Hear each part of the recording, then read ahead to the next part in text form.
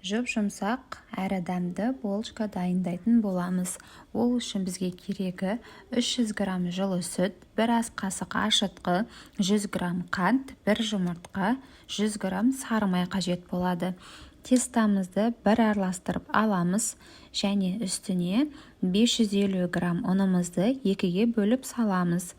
Бір келкі қамыр болғанша қамырымызды иілейміз. Дайын болған қамырды 2-3 сағатқа жылы жерге ашығанша қалдырамыз. Міне қамырымыз ашып дайын болды. Қолымызды майлап қамырымызды бөліктерге бөлеміз. Шамамен әр бөлік 100 грамм шамасында болады. Міне дәл видеода көрсетілгендей қамырымызды түйіп, дөңгелектейтін боламыз. Бөлінген қамырларды 10-15 минутқа бетін жауып қалдырамыз.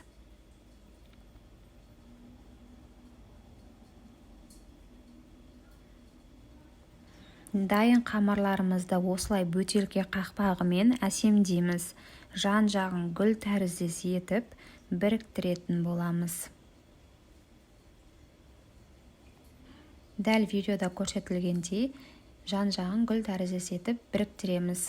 Және дайын болған тесталарымызды 15 минутқа бетін жауып жылы жерге қалдыратын боламыз. Қамырларымыз кішкене көтеріледі.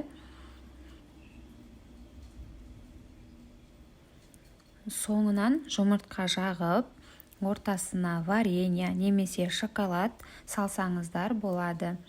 Тесталарымызды 180-200 градуста 20 минут пісіріп аламыз.